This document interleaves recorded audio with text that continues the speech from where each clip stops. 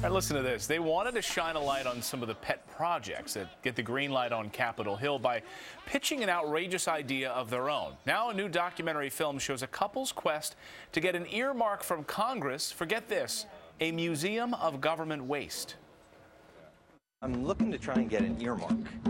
As a citizen, we knew he didn't have the money or the connections to actually get it, I really do. but he'd become a part of the process, and we'd be able to see what really goes on behind all those closed doors in Washington. The best part was the earmark Greg would try to get. The Museum of Government Waste.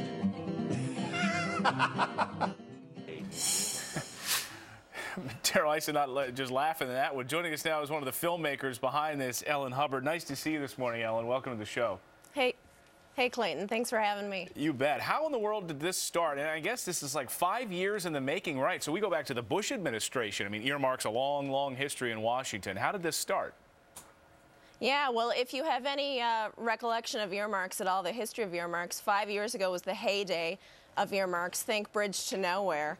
And Right. so at the time, my husband and I would read about these stories and, like everybody else, groan. But we noticed that government was giving more and more earmarks to museums. There was, believe it or not, a Museum of Glass in Tacoma, Washington. There was a Teapot Museum in Sparta, North Carolina, a prison museum, a mom museum.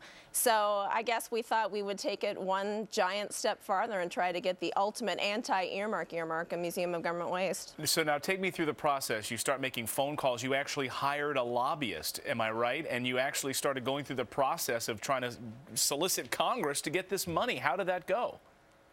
Yeah, well, I'm not going to reveal the results because that's kind of the point of watching the film. But Sure. that was the purpose of our quest, was really to get inside closed doors on Capitol Hill. I mean, the first thing that you realize as a regular citizen is that you really don't have much access in Washington unless you have the money, unless you're wealthy or you hire a lobbyist. And that's something that everybody will tell you early on. You know, you need to become a part of the process if there's any hope of, getting anything done in Washington. You know, when we were talking about it this morning, we were saying here on the couch, like creating a museum of government waste. It almost takes you a few seconds to realize, wait a second, really? We're going to build a museum. We're going to put infrastructure in place about government waste.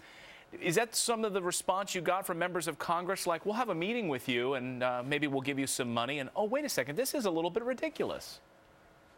Yeah, I wish more of them would have had that attitude. Now, I certainly don't want to give the impression that we met with, dozens of members of Congress, because like I said, it's very difficult for a regular citizen to come face to face with a congressman unless you attend a high-level fundraiser and pay, $2,500, which we did at some point during the process.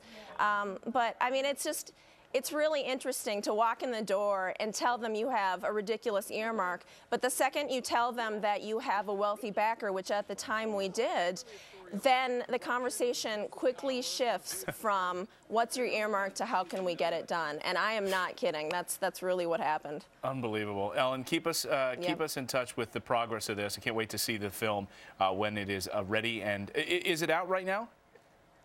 It is not. We're in the final stages of editing, but we are asking folks if they agree with our mission. We'd like to try to open the doors of an actual Museum of Government Waste with private funds. So if they go to our website, museumofgovernmentwaste.com, they can help us do that. All right. Thanks so much, Ellen. We look forward to it. Appreciate you waking up with us Thanks, this morning. Clayton.